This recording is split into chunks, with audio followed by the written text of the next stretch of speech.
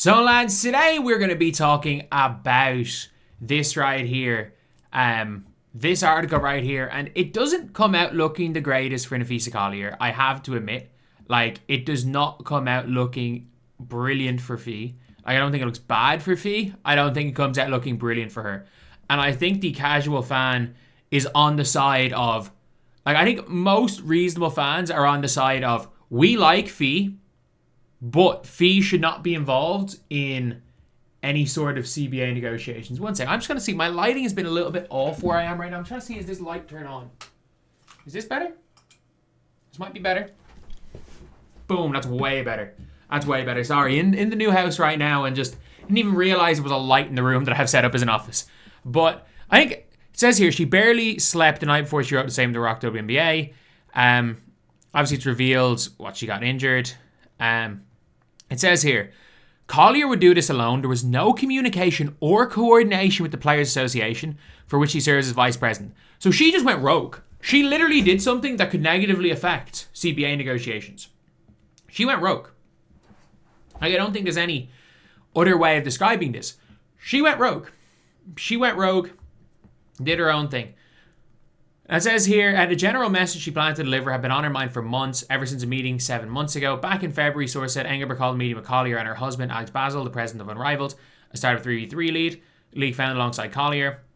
And in some WNBA increasingly believe that some in the WNBA, increasingly believe it's going to be a competition, which it is. It absolutely is a competition. On Tuesday, before answering questions, Collier began, obviously, she said what she said. This past February, I sat us along from Kathy Engelbert. Look, we all know. We all know about the Caitlin Clark comments. We all know that she said that. It says here, multiple sources contacted ESPN said Collier had relayed Engelbert's comment to them within several days of the February meeting. So people knew about this, but didn't. And I wouldn't be surprised if players knew about this. I would not be surprised if there were players that knew and just didn't say it, especially what was said about Caitlin Clark. Obviously, we know what Kathy Engelbert responded. If you haven't, you've been living under a rock, then why are you watching this video here? But the dueling statements between two of the league's most powerful people, and ironically, Fee is one of the most powerful people because she has a rival league. Like, that's the reason why Fee is one of the most powerful people, because she has a rival league. It says here it's an inflection point for the league. One long-time senior executive told ESPN there's a root clause, lack of transparency, lack of trust in the league and relationship between the league and players. You can't get transparency overnight, but trust not built overnight, and Engelbert has lost it. She can't get it back overnight. What is the breakdown? One thing I will stand by the players on is later on in this article, they state that, like, basically the WNBA are meant to have, like, bonuses and, like, revenue split bonuses based on revenue coming in, but they're not showing the revenue. The players can't see the revenue, so they don't know how much they're meant to be getting. They have to just hope that the WNBA are working in good faith, which they're not. And by the way, like, if you were asking me whose side I'm on in this, I'm on the side of basketball. I'm on the side of whatever gets this season going. I don't care. I'm on the side of whatever the hell gets this season going. And I'll be on Napheese Collier's side as long as it's not a case of the sticking point being whether or not Unrivaled can exist. If that is a sticking point, which I think it will be in these negotiations, Fee needs to step away from these negotiations. And, like, I don't think, like, there are enough players involved, like E-Will, Bree Turner. Heck, you've got Kelsey Mullins playing in Unrivaled, who was technically, like, a part owner of Unrivaled. You've got plenty of people that are kind of doing their thing. So I think at this stage, it's kind of tough for Fee at this stage to negotiate, because I don't think anyone believes there's not a conflict of interest.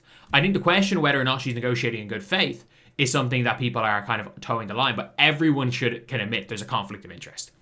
But obviously the most important people in the ecosystem are the players. One executive said, lock them out if you want, but you're gonna. But all you're doing is going to ensure that Unrivaled becomes the big person on campus as opposed to the W. Yeah. And that's why a lot of people think that Fee's not working in good faith, because I think everybody knows that if Unrivaled happens and Unrivaled succeeds, then Fee is making a shitload of money. Like, she's going to make serious money if that happens. Like, she's going to make tens of millions of dollars extra over the next couple of years, because her and Stewie, they set up the league. Not only is she's the person who's going to benefit the most, because Who's running the league? Fee's husband. But another league source said it's a total conflict of interest. Collier's husband runs the league that's in competition with W, and she has equity in it. Collier and Steward both on the executive committee of the WNBA PA, which is negotiating with the league and this new CBA. Executive committee is elected by other players in the league, meaning that it wants to decide whether there's indeed a substantive conflict of interest. So basically, Fee and Stewie get to decide whether there's a conflict of interest of Fee and Stewie being there. And then about the Caitlin Clark thing, I don't think Caitlin Clark disagrees with what Stewie said, but based on the answer, and especially based on what Stephanie White said, I think she's just pissed that her name's being used in negotiations. But like, it's one of those things whereas like, I want to see something later on in the interview about Kathy. This is the one thing I stand by the players on. According to sources on both sides, under current CBA, players don't get additional revenue sharing until the leagues generate a certain level of revenue, which it is yet to do after decades of multi-million level. The players want the league to be giving them data to proving those benchmarks haven't been met. That's what the trust breaks down. You call them greedy and unreasonable, but you won't give them the data. That is huge. Like that is the one side that I'm 1,000,000% standing on the players on. You can't just say, no, there's been never. I remember I've talking to Robin Lundberg about it. I think it might have been on Rosie's. It was definitely on Rosie's stream. Jesus, the only time I've ever talked to Robin. It would have been on Rosalina Lee's stream. And he was talking about like everyone just took the 40 million loss at face value. Nobody actually knows how much money the WNBA is losing. Absolutely nobody has any idea how much money this league is losing. But yeah, it's a tough one. But there's something here. Like, this is right here. In the hours after Collier's injury, Basil and Collier's agent each made calls to Kathy Engelbert. Why the hell is Napheese Collier's husband calling the commissioner? Like, whatever a better agent doing that. Because whatever about that. Why is her husband calling the league commissioner? Like, what are we doing? Like, can we just talk, like, say it like it is? Her husband should not be calling the league commissioner after an injury. Like, that's ridiculous. That's absolutely ridiculous. And, like, I believe this. I actually do think that the players, like, have been screwed. I think the players have been screwed by this league. Absolutely screwed by the league. But I also want to make the point that, like, there is a huge conflict of interest, and it's hard to, and that's what the league kind of wants. What the league wants is they want there to be conflicts of interest. They want people to see, oh, well, maybe the players aren't arguing in good faith, and the general public to turn against the players. And that's not really going to happen. That's not really, like, Sabrina says she has more of a relationship with Adam Silver than she does with Kathy Engelbert. Like, it's one of those things where the league are more wrong than the players.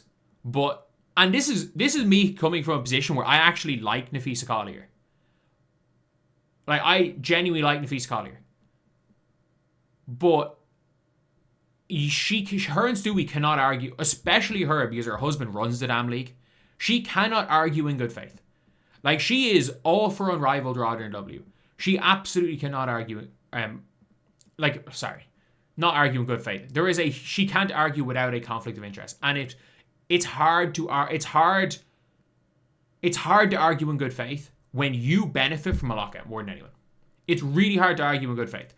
Like, I would love to say that Fee is a 100% selfless human being, and that she would risk Unrivaled going under and all having to go to all those investors, look, we have to cancel our league, and risk all of that work that she's done to help the 180 players in the WNBA as a whole. But I don't think, like, if that's true, build a statue of Napheese Collier outside every single WNBA, and I don't know, make her, the Catholic Church should ordain her a saint, and whatever day the CBA is signed and the WNBA goes should be Saint Napheese's Day. Like, if that's actually the case. But either way, though, I just think it's a big conflict of interest, and they got to do something. But anyway, I'll see you guys.